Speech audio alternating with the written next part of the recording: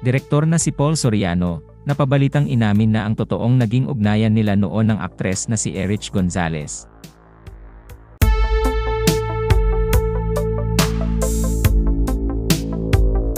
Dahil sa hindi inaasahang revelasyon sa kontrobersyal na issue noon tungkol sa aktres na si Erich Gonzalez at direktor na si Paul Soriano, ay napabalitang dumadaan ngayon sa matinding pagsubok ang married life ng direktor sa aktres at asawa nitong si Tony Gonzaga.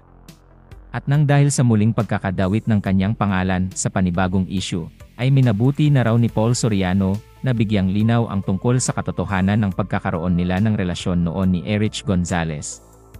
Hindi lingid sa publiko ang kontrobersyal na issue noon sa pagkakadawit nina Erich at Paul sa isa't isa, at hanggang ngayon ay kumbinsido ang ilan na totoong may namagitan raw sa dalawa. Patunay raw dito ay ang kumakalat na espekulasyong nagkaroon nga ng bunga ang kanilang naging ugnayan noon.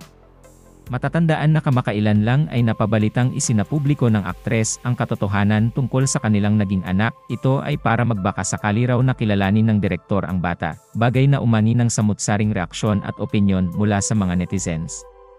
Ayon sa mga kumakalat na balita, ay inamin na rin daw sa wakas ni Paul na nagkaroon nga sila ng ugnayan ni Erich, at sa hindi inaasahang pagkakataon ay nagkaroon nga raw ng bunga ang kanilang pagmamahalan. Inako raw ng direktor ang responsibilidad, at umaasa raw itong hindi pa huli ang lahat para mapunan nito ang kanyang mga naging pagkukulang sa anak nila ng aktres.